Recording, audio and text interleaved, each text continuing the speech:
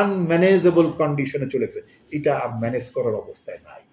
Total বিশৃঙ্খলায় চলে গেছে আমাদের অর্থনীতি, সমস্ত ব্যবস্থা। আইন যেটা বলে আইনও তারা ঠিক মতো নিজের ইচ্ছা মতন তারা আইন ব্যবহার করছেন, যা ইচ্ছা তাই করছেন। সুতরাং এই গভর্নমেন্ট কলাপস করবে, এটা প্রাকৃতিক নিয়মেই করবে, এটা প্রাকৃতিক নিয়মেই করার কথা।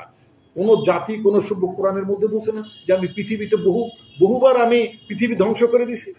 আরে কিয়ামত তো একটা ফাইনাল কিয়ামত তো পরে হবে, কিন্তু ছোট ছোট কিয়ামত যে পৃথিবীতে হইছে, বহুত কমকে আল্লাহ ধ্বংস করে দেন নাই, এটা কোরআনে আছে না নাকি নাই? নিশ্চয়ই আছে। তো সুতরাং যখন কেউ বাড়াবাড়ি করে, কোনো কম, কোনো জাতি, কোনো গোষ্ঠী যখন বাড়াবাড়ি করে, তখন তার ধ্বংস অনিবার্য। এটা ইসলামে আছে, কোরআনে আছে, ইতিহাসে তাই বলে। তো সুতরাং এই সরকার অত্যাধিক বাড়াবাড়ি করেছে, সুতরাং তার স্বাভাবিক প্রাকৃতিকভাবে তার বিপর্যয়ের মধ্যে প্রাকৃতিকভাবে সরকার ন্যাচারালি কলাপস করবে।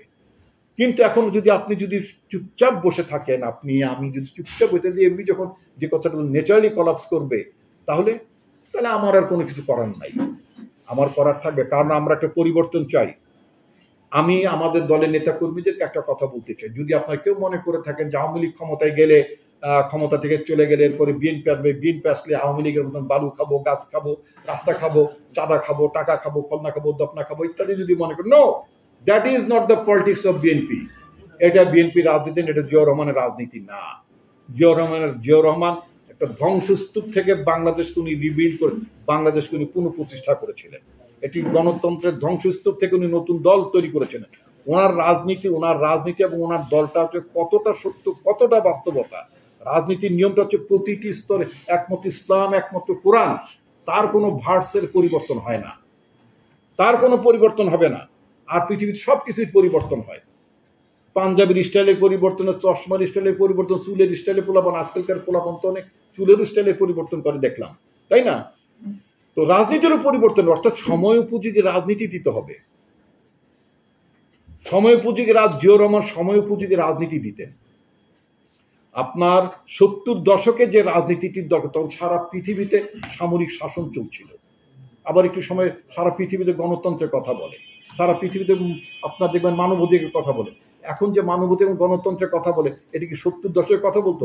এক সময় তো আপনার প্রচুর আফ্রিকান দেশে, এশিয়ার বিভিন্ন দেশে সামরিক শাসন ছিল। এখন সামরিক শাসন পৃথিবীর বড় বড় পরাশক্তি তারাও কিন্তু ওয়েলকাম করে না। তারাও বলে যে না, গণতান্ত্রিক শাসন ব্যবস্থা লাগবে, হিউম্যান রাইটস লাগবে। এক একটা সময় একটা ট্রেন্ড থাকে। এইটা বলে জিও পলিটিক্স, ভূ রাজনীতির একটা বড় মাপের পরিবর্তন। সেই পরিবর্তনের সাথে আপনাকে খাপ খাওয়াতে হবে। নতুন রাজনীতি, নতুন ব্যবস্থা আপনাকে তার সাথে খাপ খাওয়াতে হবে। আমরা অনেকে বলি 19 দফা বাস্তবায়ন করতে হবে। 19 দফা তো ক্ষমতায় গেলে বাস্তবায়ন করবে। প্রেসিডেন্ট যে তার সময় 78 সালে 77 সালে তিনি এই 19 দফা দিয়েছিলেন। সে খাদ্য বস্ত্রের প্রতিশ্রুতি দিয়েছেন, নানান কিছু, সেটা আপনি বিরোধী দল থেকে 19 দফা করতে পারবেন না। কিন্তু ক্ষমতায় যেতে হবে।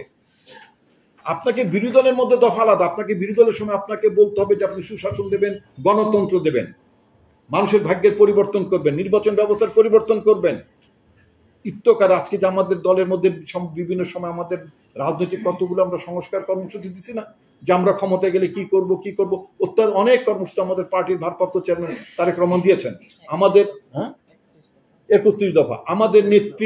আমাদের নেত্রী কারাগারে যাওয়ার আগে তিনি সংস্কার প্রস্তাব দেন নাই।